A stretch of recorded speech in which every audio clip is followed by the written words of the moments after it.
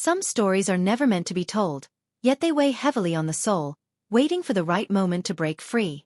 What happens to a man when the world worships his image but knows nothing of his truth? Can a lifetime spent hiding ever be reconciled in the final quiet moments before death? In the soft hum of a hospital room in 2008, Paul Newman, the silver screen legend adored for his piercing blue eyes and unshakable charm, began to speak into a tape recorder. His voice, frail but deliberate, filled the silence with stories no camera ever captured. Stories of passion, betrayal, and love lived in the shadows. These were not tales of fame or fortune, but of the hidden man beneath the icon, the one who longed for acceptance, who ached from heartbreak, and who finally decided that the truth could no longer remain buried. To the world, Paul Newman was the definition of Hollywood grace. He was admired for his enduring marriage to Joanne Woodward, his generous philanthropy, and his captivating screen presence. But that public persona was carefully built, polished by decades of performance and pressure. Beneath the surface, Newman lived a life far more complicated, one he never fully allowed to breathe in the open air. As cancer quietly stole his strength, he whispered confessions into a small Panasonic recorder by his bedside, preserving the private truths that had haunted him for years. Among them were the names of men who had shaped his hidden life: Marlon Brando, Steve McQueen, Robert Redford, James Dean, Salino, and Montgomery Clift. These were not just colleagues or passing acquaintances. They were parts of his heart, kept secret under the crushing weight of Hollywood's expectations and society's intolerance. His story with Marlon Brando began not on a movie set, but at a charity gala in 1961. Newman had arrived with Joanne, every inch the perfect husband and leading man. Brando, by contrast, drifted in late, untamed, eyes scanning the room like a man searching for something he could never quite define. Paul was immediately drawn in by Brando's raw intensity, his ability to speak without filters, to be both magnetic and deeply unsettling.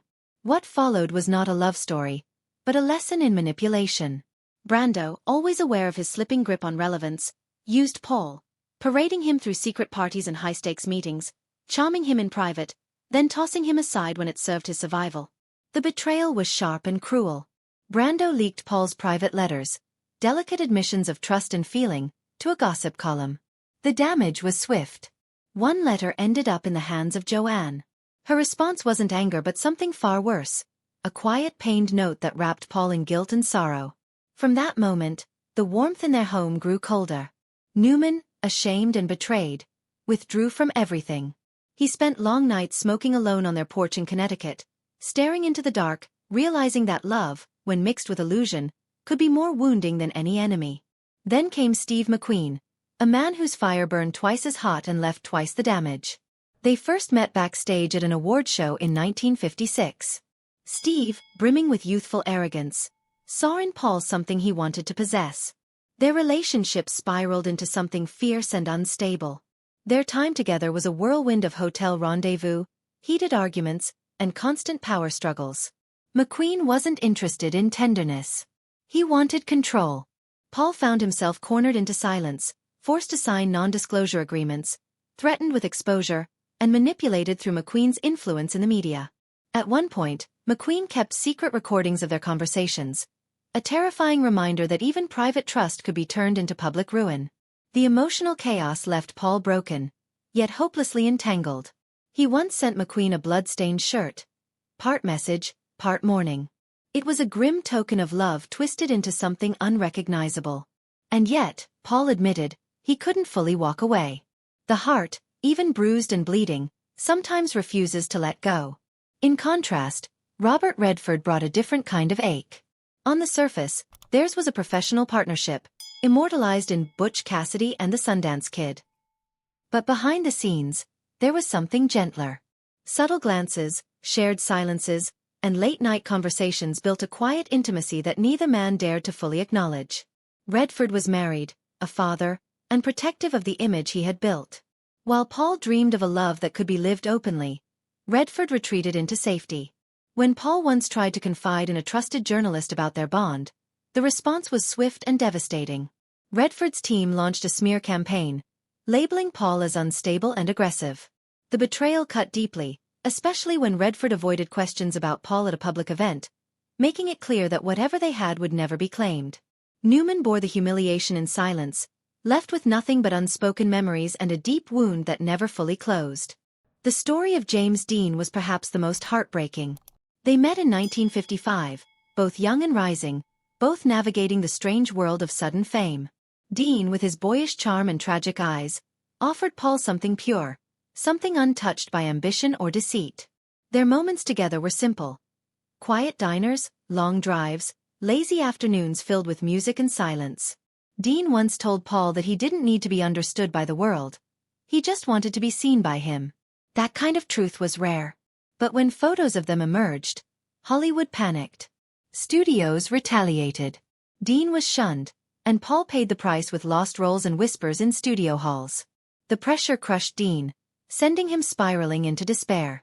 One suicide attempt narrowly failed, but a few months later, his life ended in a car crash that left Paul hollowed out. He never spoke of Dean again.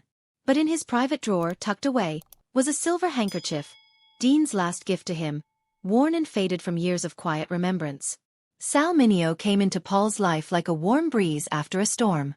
Their connection wasn't rooted in lust or control. It was healing. During the mid-70s, Paul was struggling through therapy, weighed down by secrets and the strain of his double life. Sal, who had his own battles with Hollywood's judgment, became a quiet companion. They exchanged letters filled with poetry, walked under the stars without fear, and dreamed of escaping to Venice, where love didn't need to hide.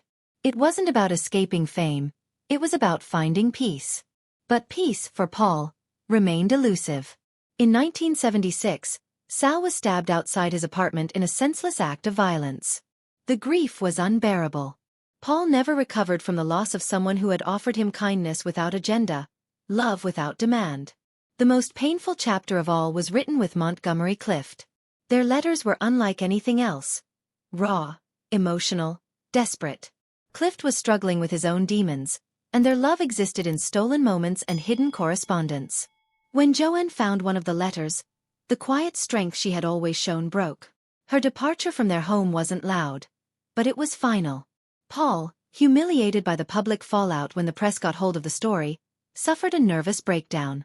He checked into a hospital under an alias, afraid not just of exposure, but of himself, of what he might do if the pain didn't ease. Monty faded from public life, battling addiction and illness, and eventually died in 1976. Paul never stopped mourning him, never stopped wondering whether things could have been different had the world been more forgiving, more kind.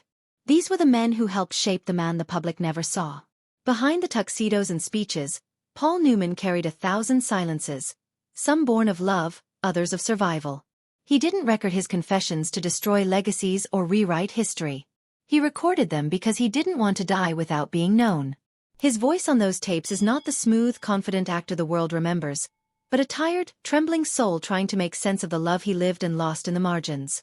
His final words weren't for glory, they were for understanding. For peace. For the chance to be remembered as a man, not a myth. Whether those recordings ever reach the public or remain locked away forever, they have already done something powerful.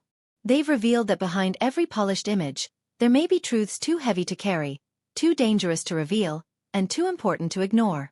Paul Newman's hidden life wasn't defined by scandal but by the deep, universal longing to be seen and accepted for who we are, not who we pretend to be. In telling his truth, even if only into a recorder, he gave voice to countless others forced to hide their hearts in the shadows. If this story moved you, if it gave you a new understanding of someone once seen only through the lens of fame, take a moment to like this video and subscribe to our channel. There are always more stories waiting to be told. More truths behind the faces we think we know.